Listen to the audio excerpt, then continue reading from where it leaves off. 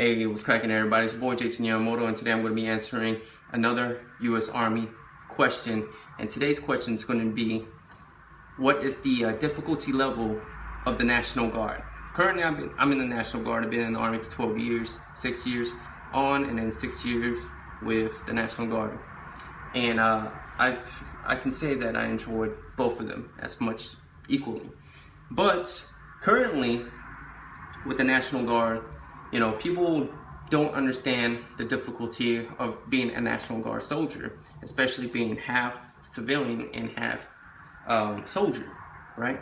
The National Guard is pretty much ran by the governor of your state. It's not federally truly funded by regular army or the federal government. You're being paid through the states. Okay, so being paid by the states, you're not going to get paid for everything, which includes your online training.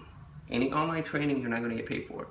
Army Reserves do, because they're being funded by the federal government.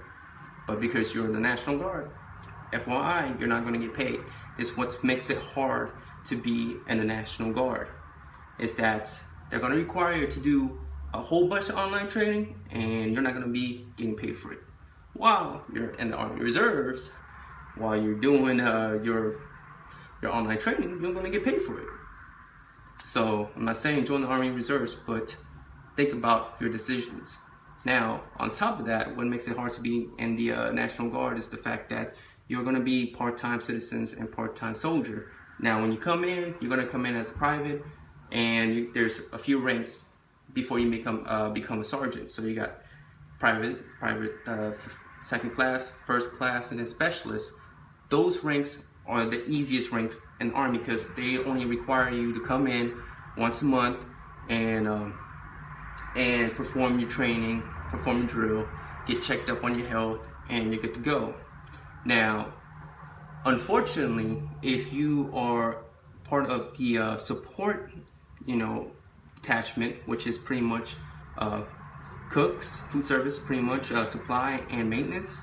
Sometimes they require you to come in 2 to 3 days early.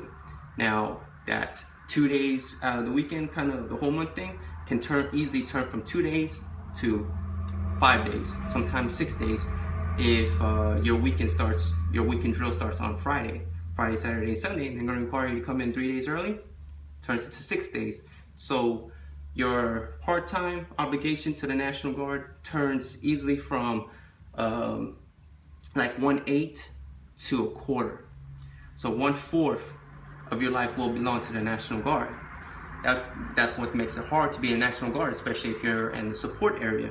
Now, if you join like combat arms, like infantry, MPs, etc., where they don't require you to come in so early, it becomes easier. But at the same time, that I can't guarantee you that either. Now, so that's what makes it hard to be in the National Guard, because then you have to leave your school, then you have to leave your job, and sometimes if you don't attend your college without proper notification, you get kicked out of class. It is where it is. That's what makes it hard. Same thing for your civilian job. Too last minute, they will drop you from your job, and then you'll be jobless, then you'll be homeless. That's what I'm saying. It's hard to be in the National Guard if you don't have a government job already. So on top of all that stuff, right? Once you become a sergeant like me, right? I'm a staff sergeant. You're required to give more time to the Army.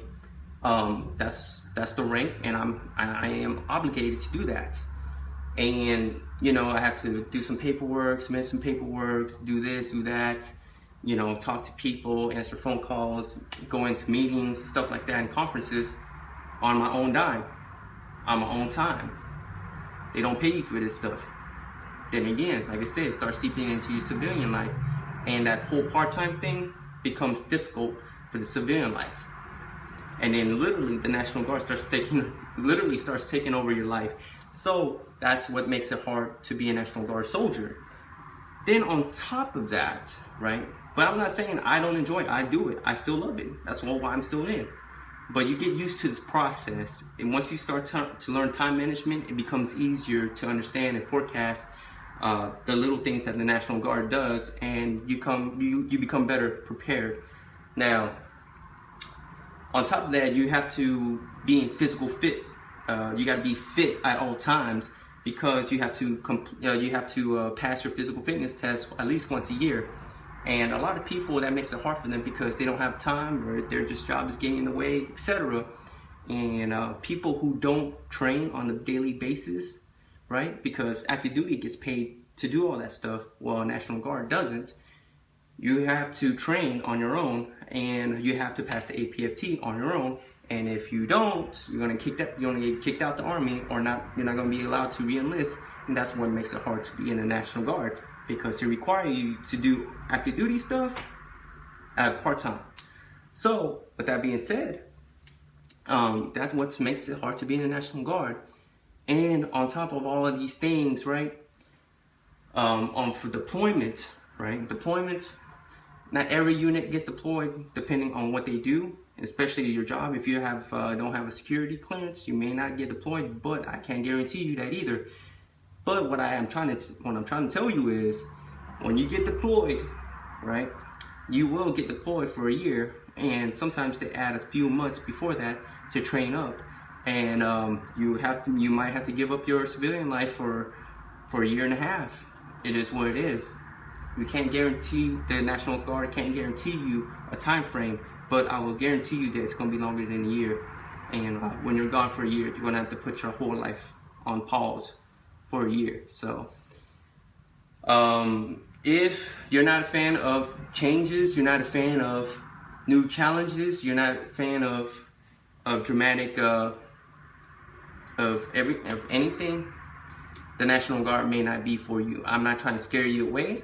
I'm still in the National Guard. I have many friends who's in the National Guard, and they all enjoy it. I enjoy it. It's because we understand what the National Guard is, and if you do give it a chance, you'll learn the little things that goes along with it. And at the end of the day, the benefits outweigh the drawbacks. Yeah, there might be some things that sucks. There might be some things that make it hard to be in the National Guard, but if you give it a chance, a true chance, you might actually like it. So hopefully that answers your question. It's your boy Jason Yamamoto, and I'm talking about 9, 3,